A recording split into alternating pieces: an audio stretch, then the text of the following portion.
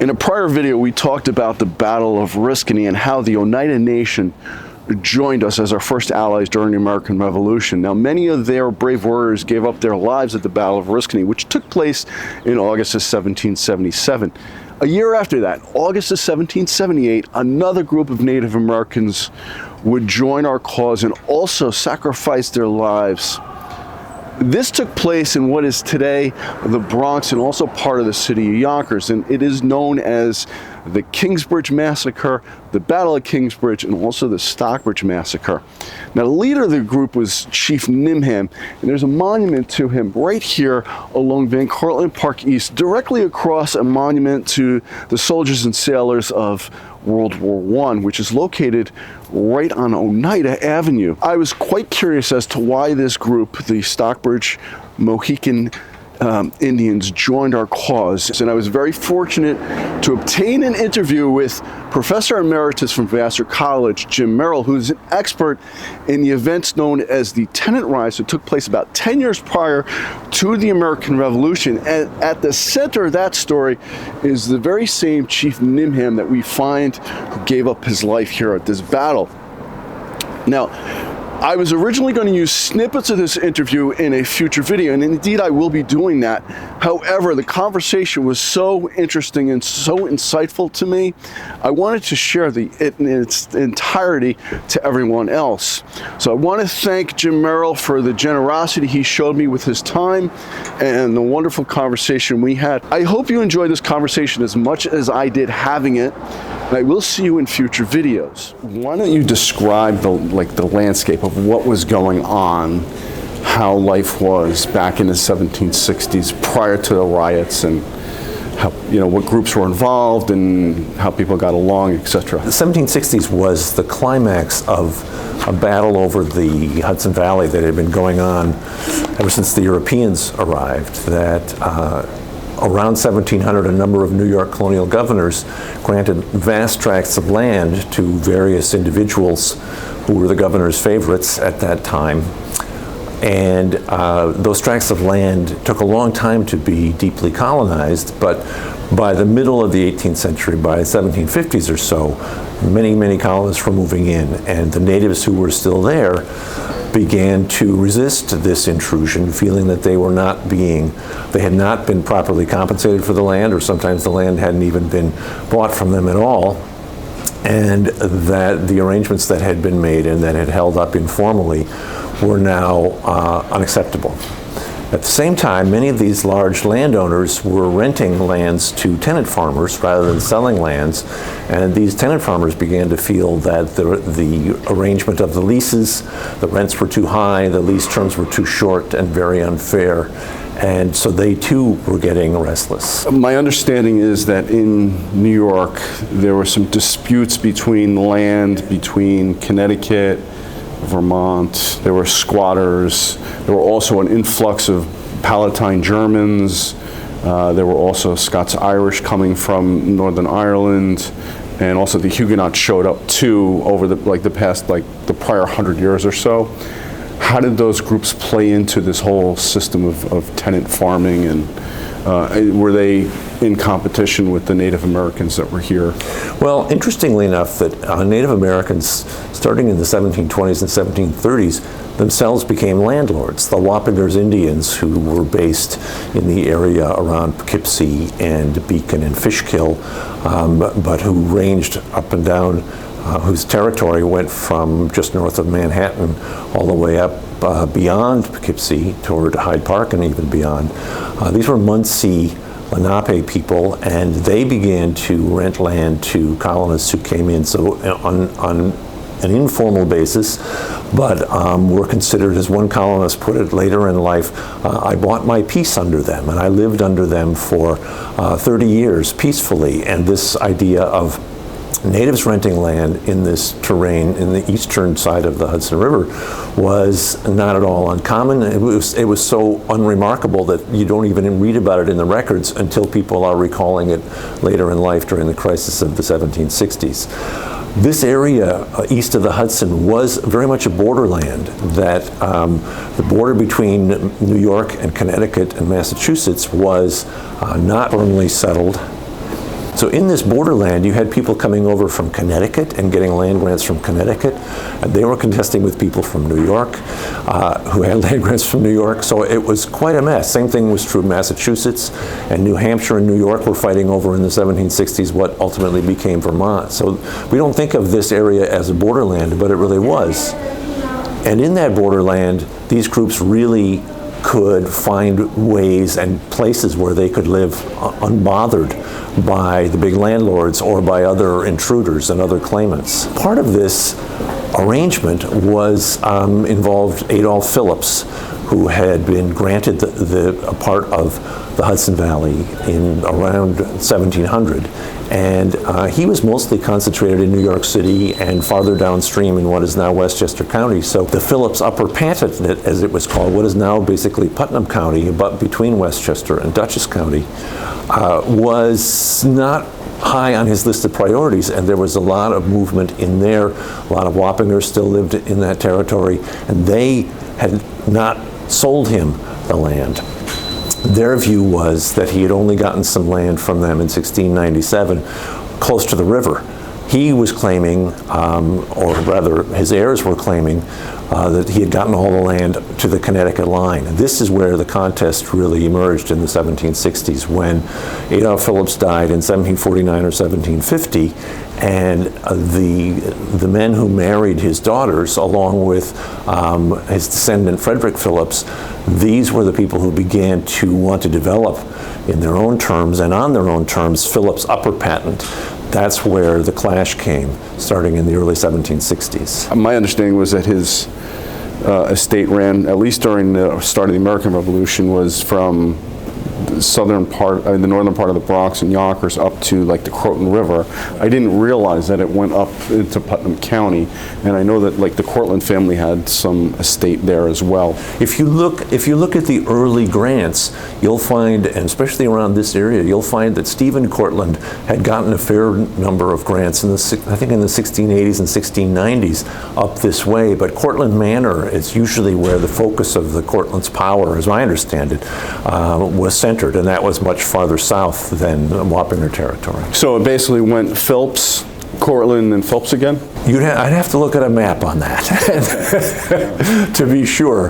And I think Sungbok Kim's book, which lays out all of the manors up and down the Hudson River Valley, is the place to go for that. Would you be able to explain to me the various Indian tribes? The bigger group was the Lenape, and then under that were the Wappingers and Munsees. Is that correct? Or the Lenni Lenape people, and Algonquin-speaking people, had territories throughout what is now Pennsylvania, what is now New Jersey, New York, and up in the Hudson Valley.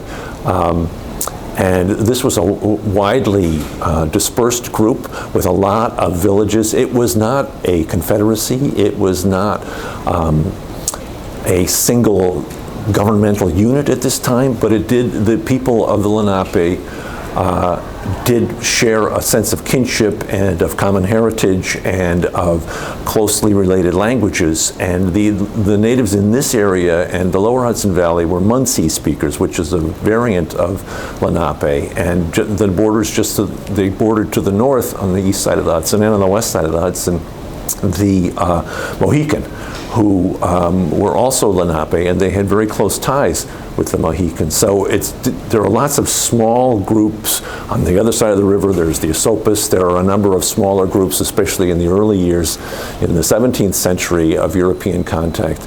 You'll see lots of tribal names scattered up and down the Hudson Valley, of which Wappinger were one. But these groups can be considered in a part of a larger group. They felt themselves kin.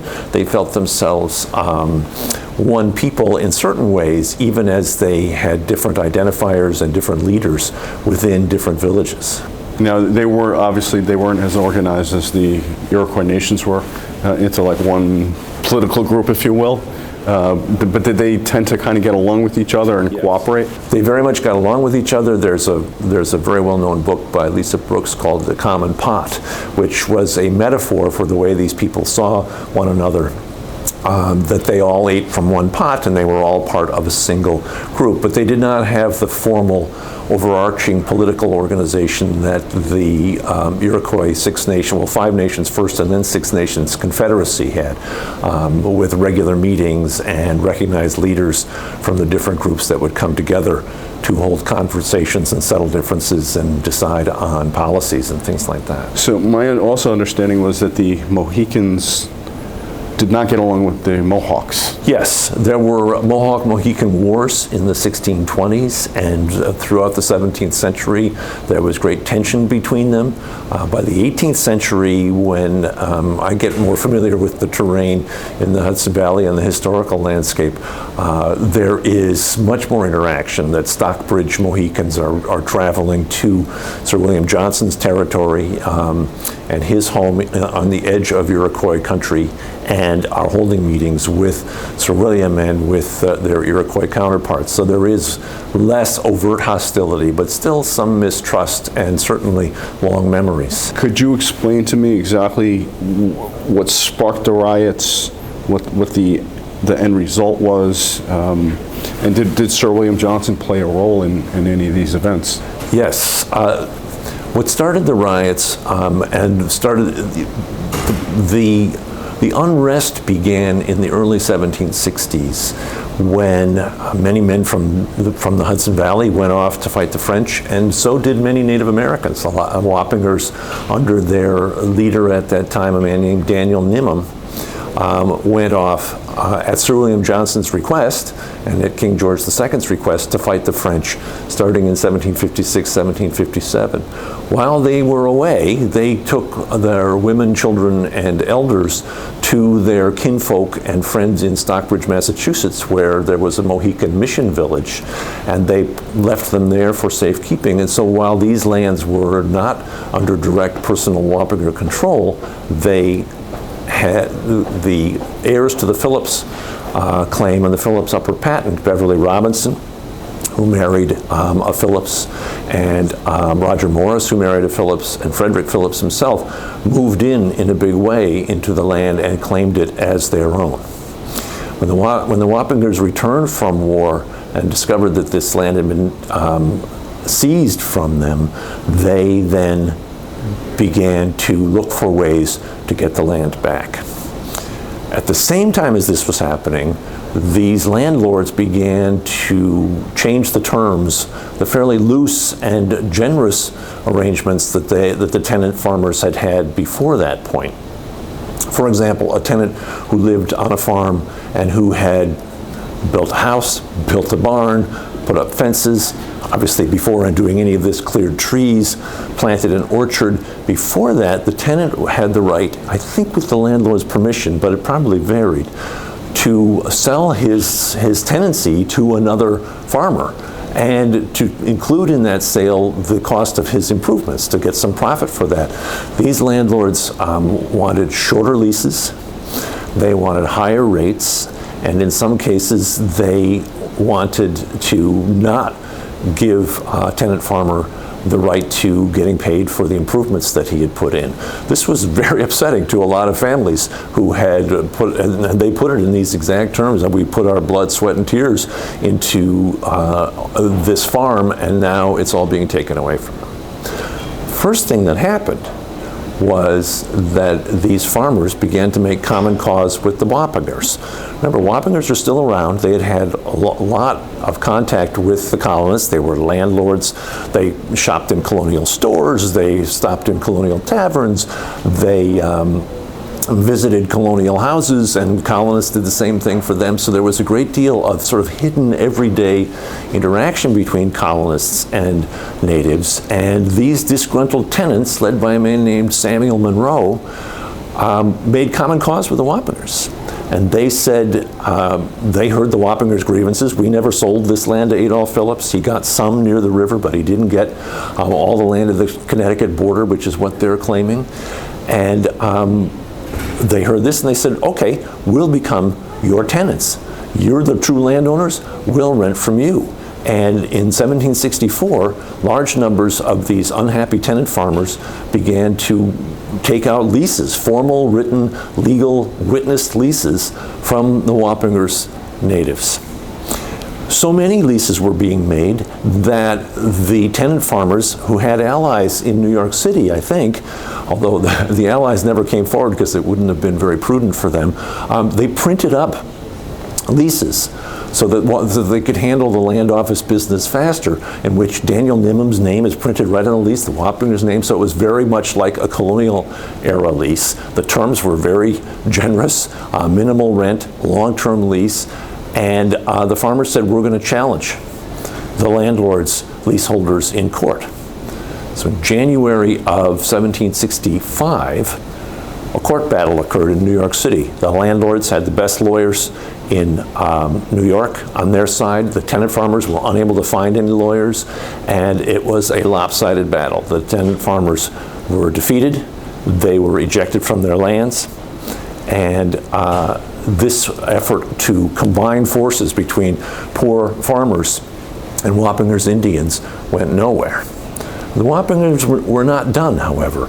In March of 1765, they, again with Samuel Monroe, came down to try and handle this diplomatically in New York City by having a hearing before the Lieutenant Governor Cadwallader Colden and his council, in which they were going to make the claim for their lands. They wrote a petition, and they explained the situation, how they had always been loyal and friends of the British and of the king, and they had gone off to fight for the king and come back, and their lands were unjustly taken from them. During this council hearing, and again, they could not find a lawyer in New York City to take their case, so it was Samuel Monroe, who was a very smart man, and he could read and write, but he was no lawyer. They were facing off against the Philipse landlords and their lawyers in the council in Fort George in New York City. And it was at this point, as the Wappingers were making their case and Nimham was speaking his piece, that Beverly Robinson, who had married one of the Philipse women and was the lead player really in the landlords, the Philipse landlords, he pulled out of his pocket a document purporting to be a deed signed by 8 or 9 Wappingers in 1702, granting to Adolph Phillips all the land to the Connecticut line and proving their case. Monroe and Nimham asked, can we see that document? Because he had just held it up and they read it aloud. And so they handed it over to Monroe and Nimham, and they were looking at it, and before they could really get a very close look at it, someone snatched it out of their hands, gave it back to Robinson, and said, this is proof that Adolph Phillips owned the land, you have no right to the land, go away, essentially. Is it fair to say that they could not get legal representation because people were scared of the implications of becoming their attorney? Yes, I think that's fair. That if you were a New York attorney and you took the Indian and poor farmer's case, the chances are that your career would probably be over in New York. To add to, so the Wappingers and Monroe had been stymied in renting land to tenants. Those tenants had lost in court and were going to be ejected from their lands legally come spring and summer of '65. Then they had gone the route through the lieutenant governor and the provincial council hearing, and they had been peremptorily dismissed from that.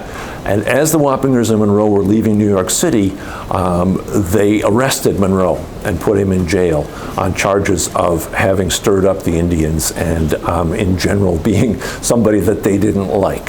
Ordinarily this might be the end of the story, but it wasn't the end of the story for these natives and colonists.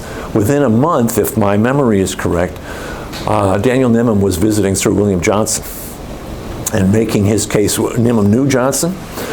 Johnson had made him Captain Nimham. Nimham had seen Johnson in 1762 when Johnson was traveling through the Hudson Valley en route home and had made his case for them. So Johnson knew the situation and Nimham wanted further help. At the same time, Nimham began casting about for other forms of assistance. I think that Nimham had decided that teaming up with poor farmers against the powers that be in the British Empire was probably not going to get him what he wanted. He needed a lawyer.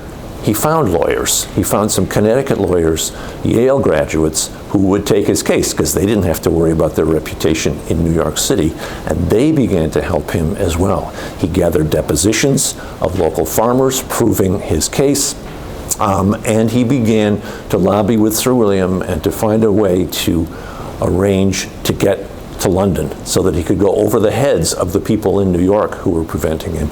He allied with the Stockbridge, and he and Stockbridge leaders in the summer of 1766 went to London with colonial funding.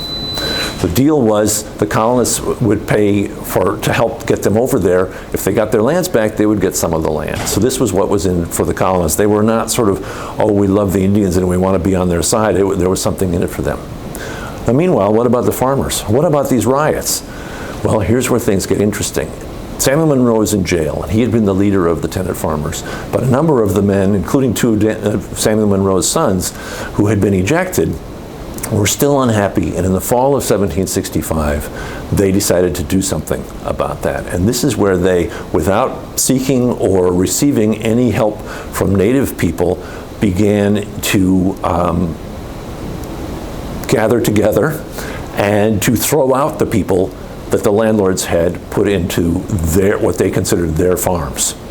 It was sometimes brutal. It was always threatening. They did not kill anybody. They didn't even wound anybody, but they were intimidating people. They were coming in the middle of the night, 40, 50, 100, 200 men coming to your house in the middle of the night and telling you to get out. And this obviously was terrifying for the local farmers. So this is in the area that is now Southern Dutchess and Putnam County, and they were undertaking some serious collective resistance, you could call it. They organized themselves, they voted for leaders, they raised funds with each other. They were always trying to negotiate with the landlords. They realized that renting from the Indians was not their ticket to a stable future either, and they wanted to come to terms with the landlords for a fairer arrangement, and there seemed to be a possibility for that. But by the spring, things had gotten out of control. And the leader, William Prendergast, led an army of 400 or 500 men.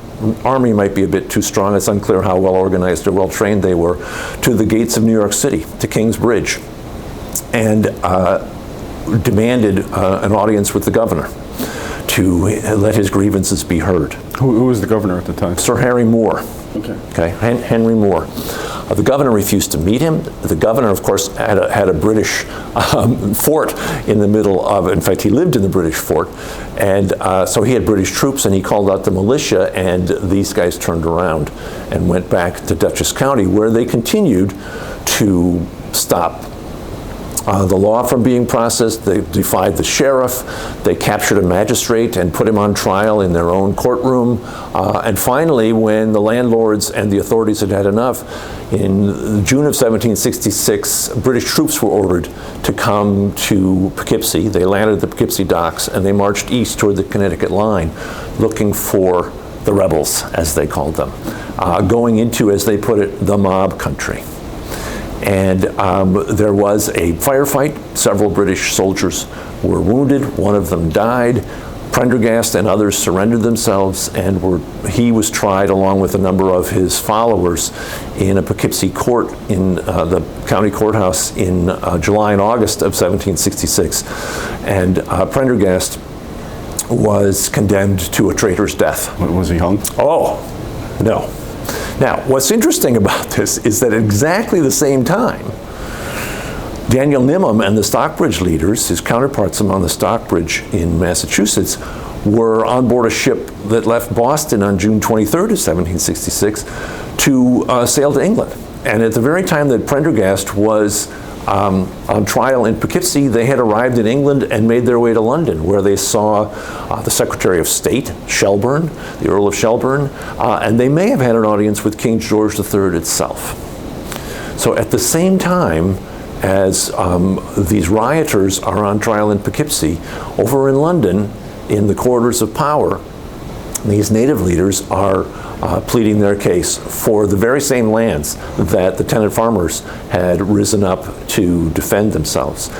And they also end up both on Lord Shelburne's desk. One wonders what he thought of this, but on October 11th, Shelburne wrote 2 letters. One was to the governor of New York, saying, you need to give these natives a better hearing than you gave them in 1765, and basically speaking in the king's name, taking the native side in this and demanding a better and fairer hearing. Do you think the influence of Sir William Johnson played a role in that perspective, or? Sir William Johnson by this time was very much trying to stay out of this and trying to leave it alone.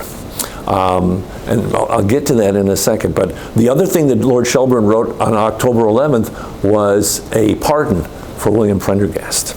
That William Prendergast's wife, Mehitabel, who had been at his side during the trial and observers said contributed very vigorously to his defense of himself, once he was condemned to death, she added her voice to the voices arguing for leniency in this case, that Prendergast had not been intending to go as far as he went, that he was basically a good man, he had been duped by others, and in various. So in the end, Lord Shelburne and the king found for both the Wappingers and for William Prendergast, and Prendergast's pardon came through, and the Wappingers were back in New York. And this happened at more or less the same time in late November and early December. Sir William Johnson's role in this, he was quite strategic in the way he thought it. He was the king's man. And when it came to things having to do with the Iroquois, the Haudenosaunee Six Nations, he was very firm in favor of the Six Nations more often than not always, in all kinds of ways. But when it came to the Wappingers, and he was quite explicit in writing this privately, these natives are small, they're unimportant, they're no threat to us, we don't have to worry about them, is basically what he said. And if we start questioning every land deed that was granted in the early days of New York colony, every landowner in New York is going to be open to challenge, and we don't want that. So he more or less said, you can ignore these Wappingers and the other small groups on Long Island and in the Hudson Valley. The Haudenosaunee were kind of his adopted people. Yes. And there was that rivalry between the Mohicans and the Mohawks, and I just wonder how much of that kind of played a role in that dynamic. It's possible. I think it was more a sense of realpolitik that he thought. He was definitely a very sophisticated thinker. The Iroquois will be great allies. They'll be terrible enemies. They have a history of playing the British off against the French, and even with the French gone, they're incredibly sophisticated diplomats, and they can rally natives to their side now. We don't want to mess with them. Now, he did mess with them. He got a lot of their land in ways that don't stand up to close scrutiny, but he thought of them as in a whole different category than somebody like some group like the Wappinger. Makes perfect sense. Yeah. Just based on the population base. Yeah. And also the alliances, because as we talked about earlier, it sounds like the tribes down here weren't as interconnected while they got along. How much, and this kind of surprised me in my research, it seems to me that it really became like one community down here between, the Native Americans and the immigrants and in their everyday lives, they were basically neighbors. I mean, and they all got along, and it was just kind of one community. Is that a fair assessment? I'll give you a classic academic or legal answer. Yes and no. Okay? Yes, in ways that I have been very interested in. There is a tremendous amount of ordinary, everyday, out of the below the radar kind of contact. It doesn't get much remarked upon in the records because it was literally unremarkable. For example, there's a local Dutchess County leader, Jacobus Turbos, who lived a long and interesting life. And in 1767, he had been a local magistrate. He had been a surveyor. He was very much a part for 40 years of the leaders of the county.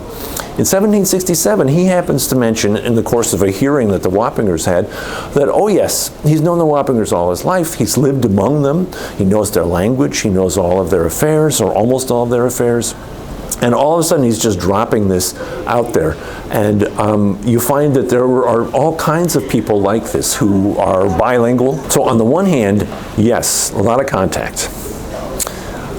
On the other hand, there's still a distance there, that at the slightest rumor of native warriors in the vicinity, colonists freak out. And at the same time, at the slightest hint that natives somewhere in the Hudson Valley have been killed by colonists for whatever reason, natives themselves are very much afraid. And I have not found a lot of evidence of intermarriage between colonists and natives. I have not found a lot of evidence of sharing houses of worship, except out of curiosity. Colonists would come to native mission towns like Stockbridge or the Moravian missions in the Hudson Valley, out of curiosity and also a little bit of worry, because the Moravians are strange too. But so there is a great deal, and this allows colonists and natives to come together and make common cause for that period in 1764, 1765. But the ties are not deep enough for them to stick with each other through thick and thin. Each of them, I think, comes to realize there have to be other ways, because we can't win this way. Is it similar to New York City in, say, like the 1920s and 30s, where we had all these ethnic groups coming from Europe, and they kind of formed up in their own little neighborhoods, and they didn't really intermarry, and they kind of stayed amongst themselves and kept their culture together? I think that there's some truth to that. Travelers through the Hudson Valley would talk about, we found Indian places as we traveled around. We visited this town, we visited that town, but there were also many, many other small bands of native people living in a house or two somewhere off the beaten path a little bit. So they did tend to keep to themselves a fair bit. Another thing, we have thousands and thousands of pages of court records for Dutchess County from this period. Natives are almost absent from those court records. So even if a native man owed a debt to a colonist, or a native woman owed a debt, I saw a lot of women traders in the store books, those natives would not be hauled into the court for debt as a colonist would, who was past due with their bills. What happened to them? The natives who owed money? Well, over the line in Connecticut, where the records are better, sometimes their children would be taken and made servants for a number of years to pay off their debt, things like that. So they got their pound of flesh somehow. Yeah, exactly. Is there anything that we haven't discussed that you think is important or relevant to?